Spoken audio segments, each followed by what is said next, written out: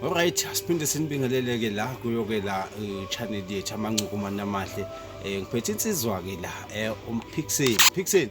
Sawubona bhuti. Yebo unjani bhuti? Uyaphila kodwa? Hayi ngiyaphila kakhulu bhuti. Ngiyaphila mfowethu. Sizwile mfowethu esichazele nje kabanzi ngomsebenzi wakho nangomphixeni. Ubani umphixeni kahle kahle? UmPhixeni ngizobeka kanje bhuti. UmPhixeni waziwa ngoSabelo Masimula. Odume ngalo ke uleli likaMphixeni ke nokuba ngingakadumi ke kangako kodwa ke abaningi bayangazi nje ngomPhixeni impela. UmPhixeni lona wenza umculo kaMaskandi. Yeah. Yebo bhuti. Wenza umculo kaMaskandi. Yebo kunjalo. Ifike nini lento yokuthi wenza umculo kaMaskandi? Ngathi lento yokuthi ngenza umculo kaMaskandi yangifikela ngeminyaka yabo 2003. Kwasho ukuthi ke lapho ngalezo ikhathi le kwakunzima ukuthi ungene endimeni yomculo njengoba namanje ngakafinyeleli kuyona le ndima yomculo. Yeah.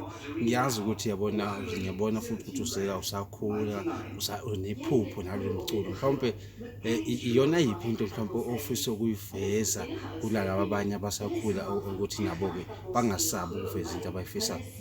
Engingakusho kubafowethu laba abasakhula njengami njengoba ngikhula.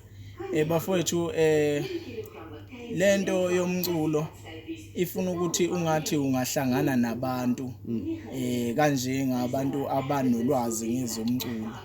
Uthi uma uhlangene nabo unganqini ukubatshela ngoyikhona ngokomculo ukuthi cha wena umculo kaMaskandi ungabi into isabayo ngoba isikhathi esiningi thina abantu abaculi laba basafufusayo sibulawa yilokho ukuthi sinokusaba siba novalo lokuthi ngizothi ngiyamtshela ubani angihleke noma ngibuke njengomuntu nje ufuna ukuya lapho ongayekho right kahle kunalabanye oza kwenu okanye angithi ontanga benu ama-criticizer asaba ukuthi ayikho lento yenza kuthini baba lawo uyagqugquzeleka noma uvela uphela umoya lapho?